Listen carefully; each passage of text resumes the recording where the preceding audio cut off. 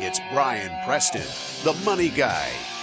All right, Hayden on YouTube asks, my wife and I will likely be over the Roth IRA income limit for 2022. We've paused regular contributions for now. Can we take out the excess and perform a backdoor in the same year? So some fancy Roth IRA things happening here. Because I was busy adding an extra page on my tablet here, so I didn't catch it. And then I was like, whoa, that actually sounded like that had some weight to it. But why don't you re-summarize the question and then also take first shot at it? So Hayden says this year in 2022, they figured out their income is going to be over the Roth limit. Mm-hmm. They'd already been doing Roth contributions. Perhaps they listened to some of our dollar cost averaging stuff and know how much we love that. Mm-hmm. But then they realized, income's too high. By the way, Hayden, good problem to have. So they stop it, and they're like, but I want to get my money working. Can I pull those contributions out that I've already made and do a backdoor? And what do I need to know if I should do a backdoor? There's some things I need to take into consideration. And does that make sense for me? Or am I stuck? Am I limited in what I can do?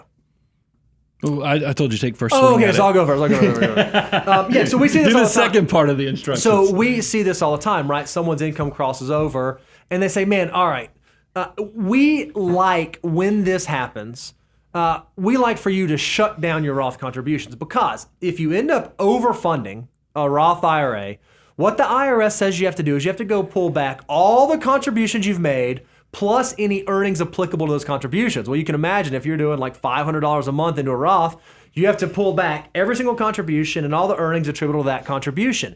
Well, all those earnings are subject to taxation. They are subject to penalty because that was an ineligible contribution that you made. So it gets really, really hairy. So as soon as you start getting close to those income limits, if you're single or if you're married filing jointly, you ought to think about, all right, I'm just going to axe this. Well, Hayden, if you already know that you are over the income limit, I would go ahead and consider pulling out those contributions, right? You want to pull those out because the longer that time goes by, what if this year the market pops, right? And it makes 20% from where we are now in those you got to pull out the earnings that are applicable. And you don't get to deduct losses either. You don't get to deduct losses if it keeps going down. So I would go ahead and undo those. Well, then the question becomes, should I go ahead and do a backdoor or should I wait? You know, Brian, you and I have gone back and forth on this. I was about to say, we have a little different opinion on this, but keep going. What I think you should do first is make sure that you're eligible to do backdoor Roth contributions. Remember, in order for them to be a non-taxable event, you can't have any other IRA assets outside of either a Roth IRA or inherited IRA. So if you have a traditional IRA, an IRA rollover, a SEP IRA, a simple IRA, there's going to be a pro rata calculation done at the end of the year where the government says, okay, how much did you convert? All right, what's that amount relative to your total IRA balances? And they're going to calculate a pro rata taxation on those conversions. We really only love backdoor conversions when those backdoor conversions can be completely tax-free.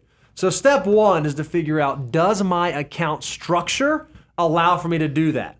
Assuming that's the question, I am of the opinion, you can go ahead and process the backdoor conversion right now, assuming you have the cash. I like doing it as a lump sum instead of trying to dollar cost average. So that way you only have to do one conversion instead of like 6 or 12 conversions to get through the rest of the year. Brian is going to tell you in a moment he disagrees with that because there are some tripwires that you can trip over if you convert too early and you forget about it. Well, I like to put things in two columns. There's calendar year decisions, meaning things you have to figure out between January 1st to December 31st, and then there's next year decisions, and that's the government has this unique thing where they let you do some type of funding, whether it's educational funding accounts, health savings accounts, IRA and Roth accounts, where you can fund them between January 1st to April 15th, the filing deadline. Those are what I call next year decisions. And you've already, Hayden, you've already crossed a tripwire. So the alarms are sounding right now is that you were funding something that you exceeded the limits in a calendar year decision. That creates a complexity right there. Like I said, the sirens are already going off because you hit the wire. And if you make another mistake, the darts are going to blow out. And maybe, if you think about, National Treasure or some of the movies that have those, Indiana Jones.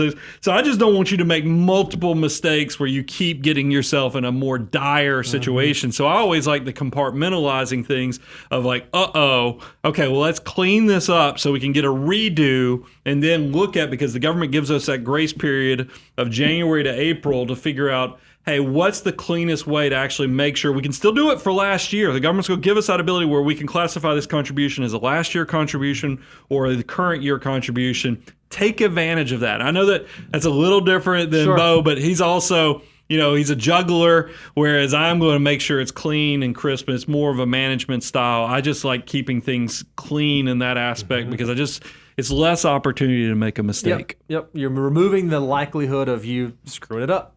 Yep.